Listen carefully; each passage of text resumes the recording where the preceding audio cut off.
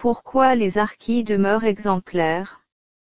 Parce qu'il avait choisi de faire corps avec la France, les harkis demeurent exemplaires d'une adhésion de musulmans aux valeurs de la nation.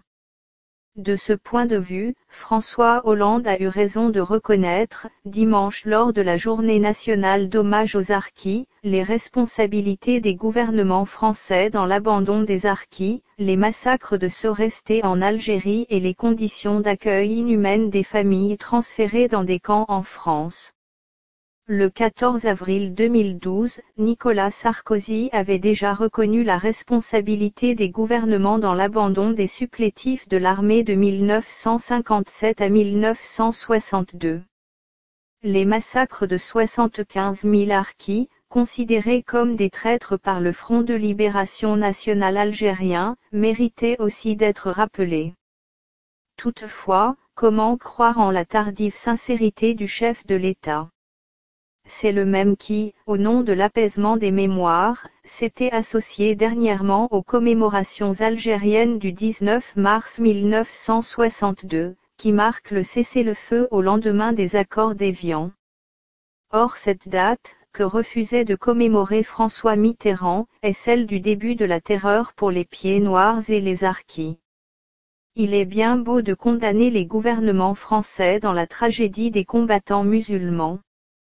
En réalité, la responsabilité de cette honte en revient d'abord à Charles de Gaulle, dans sa décision de lâcher ces réfugiés indésirables, une politique indigne, appliquée sans état d'âme par Louis Joxe, ministre des Affaires algériennes, ou Pierre Messmer, ministre des Armées. Seuls 60 000 harkis purent être admis en métropole, souvent grâce à l'appui de leur chef militaire, outré par le cynisme et la lâcheté de la République.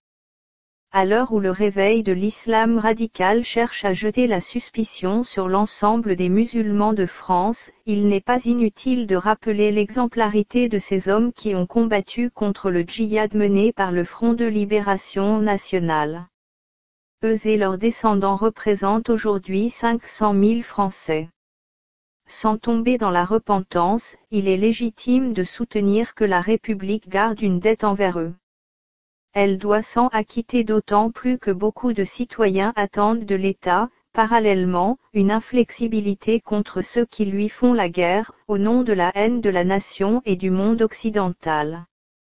Ce lundi, commentant sur Europe 1 le sondage de l'Institut Montaigne dévoilant dans les cités l'ampleur de la contre-société islamisée, Sarkozy a déclaré: on ne peut garder 29% d'une communauté qui se trouve tentée par la charia.